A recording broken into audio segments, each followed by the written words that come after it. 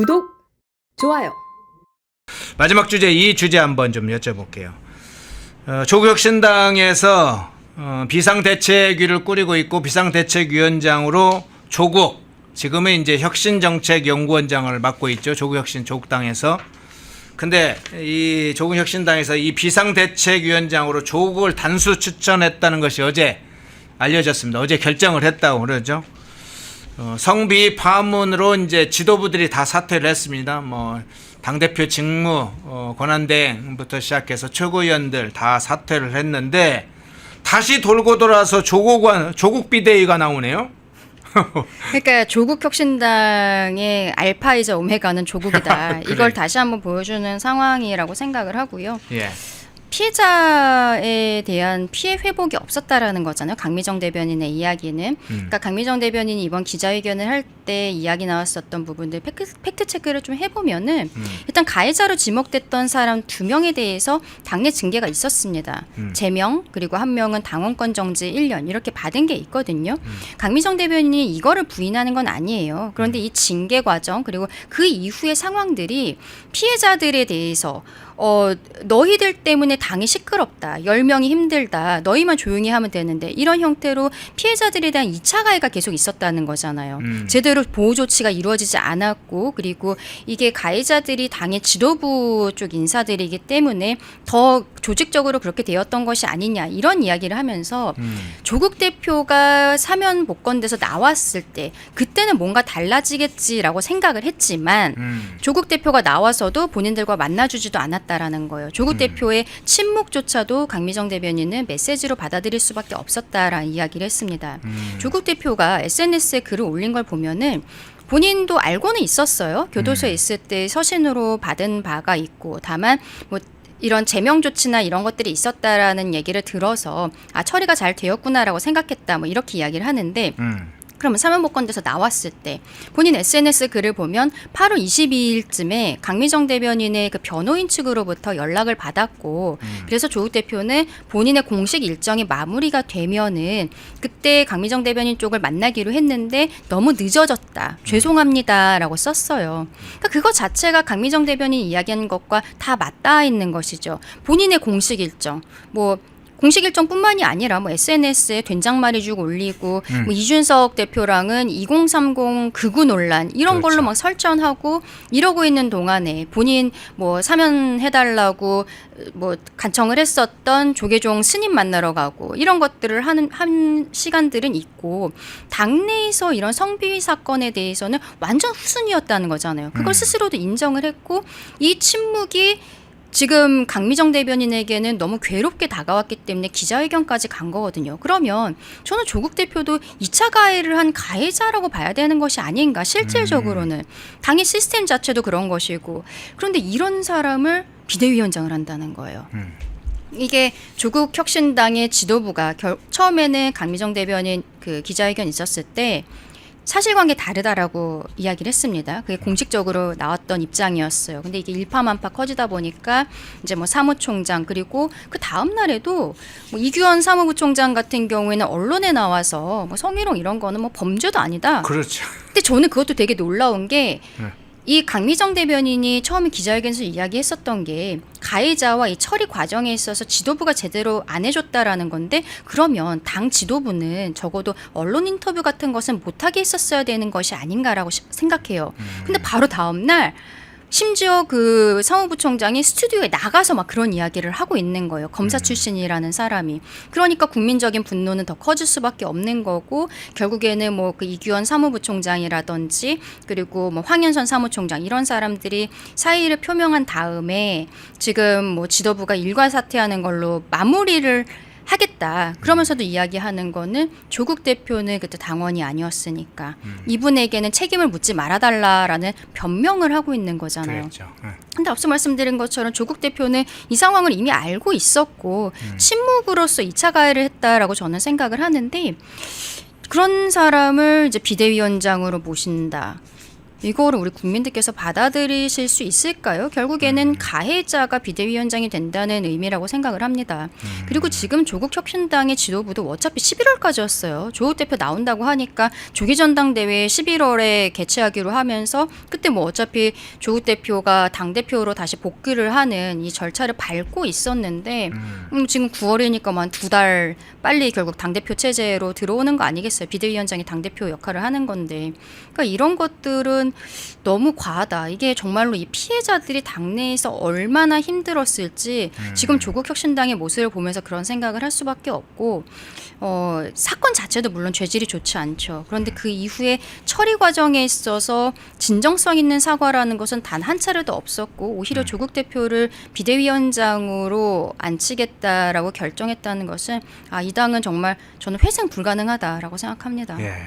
제가 그거에 대해서 추가 질문을 하나를 하고 동시에 엮여서 다른 것까지 두 가지 동시에 질문을 한번 드릴게요. 그러면 지금 조국도 사실은 2차 가해자라고 볼 수도 있는 대목들이 지금 계속 노출되고 있는데 네. 뭐 성인지 감수성 하면 좌파들이 늘 써왔던 상품입니다. 뭐 가장 성인지에 대해서 민감하고 중요한 것처럼 했는데 정작 민주당이나 조국혁신당, 이번에 조국혁신당도 성비 파문이 생기니까 사실은 성인지 감수성이 아니라 용어를 바꿔야 된다 이런 생각이 들 정도로 이 성비 파문에 대해서 아주 부적절한 대응이 많았는데, 결과적으로는 첫 번째 질문입니다. 결과적으로는 조국 이외에 대안이 없다고 본 것인지, 그래서 이 성비 파문도 어쨌든 조국으로 조국 비대위 체제를 세워서 그냥 뚫고 가겠다 이런 건지에 대한 하나의 질문 하나하고, 또 하나는 이번 성비 파문의 주역들 중에 한 명이 특히나 신우석이라는 인물은 이 조국의 그렇죠. 측근으로 알려졌잖아요.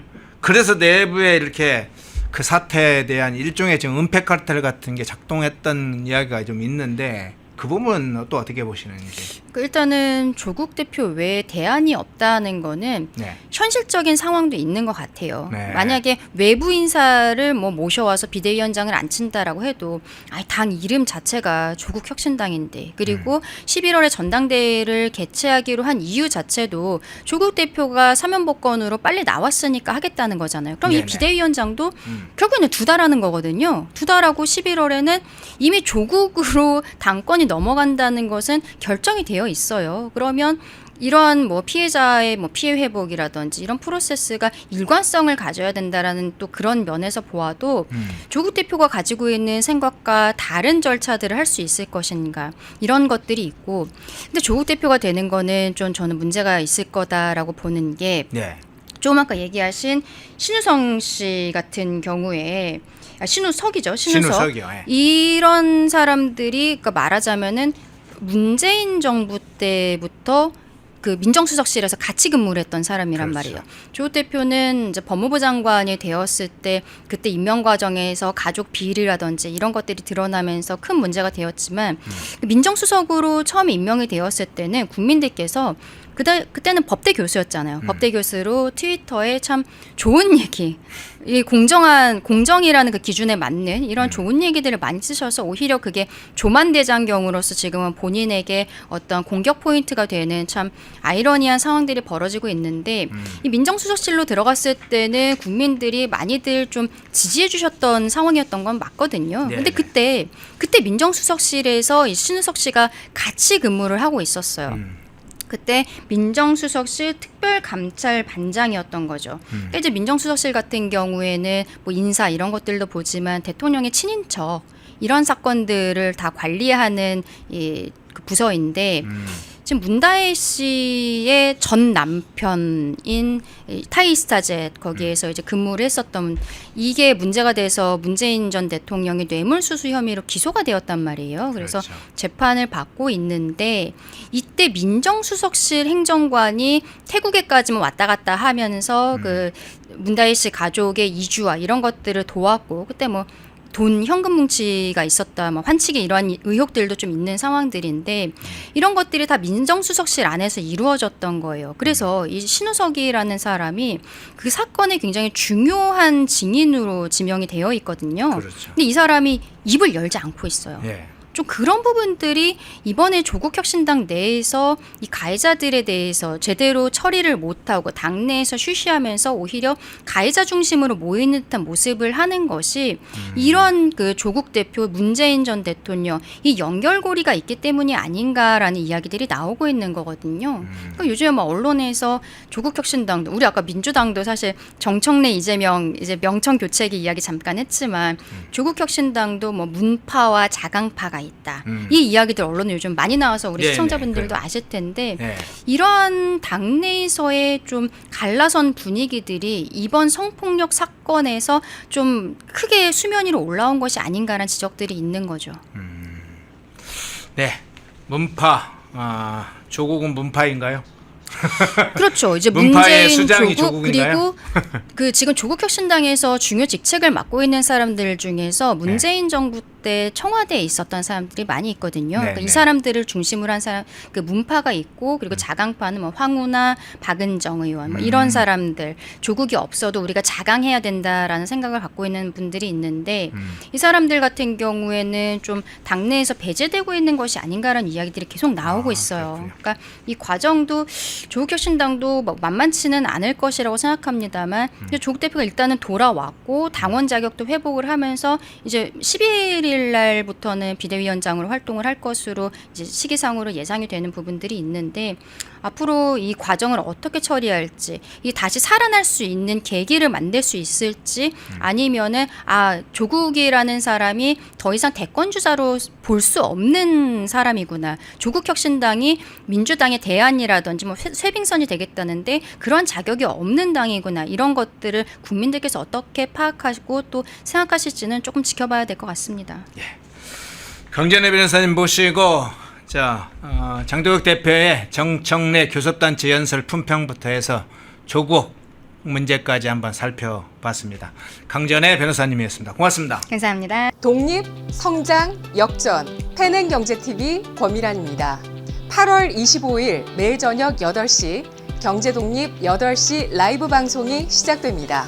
대형주 블루칩 발굴 전문가 이정호 멘토, 테마 선점 전문가 이주호 멘토, 글로벌 자산 배분 투자 전문가 문서진 멘토, 삼박자 매매 월드바겐헌트 송동현 멘토, 실전 초고수들과 함께 만들겠습니다. 여러분의 투자 라이프를 180도 바꿔줄 경제 라이브, 경제독립 8시, 매일 밤 8시에 뵙겠습니다.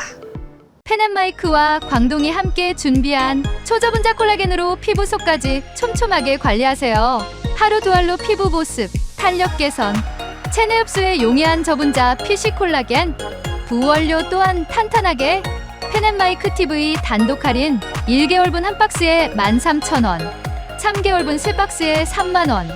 펜앤마이크 구독자 전용 댓글 상단 할인 링크에서 구매 가능합니다. 전화 문의는 1661-6915, 전화 문의는 1661-6915. 펜앤마이크와 광동이 함께 준비한 머리부터 발끝까지 모든 순간 풍성하게 광동 효모 비오틴 하루 한 번으로 가득 채우는 에너지 600mg 맥주 효모 함유 목 넘김 좋은 알약 타입 펜앤마이크 TV 단독 할인 1개월분 한 박스에 15,000원, 3개월분 3박스에 35,000원.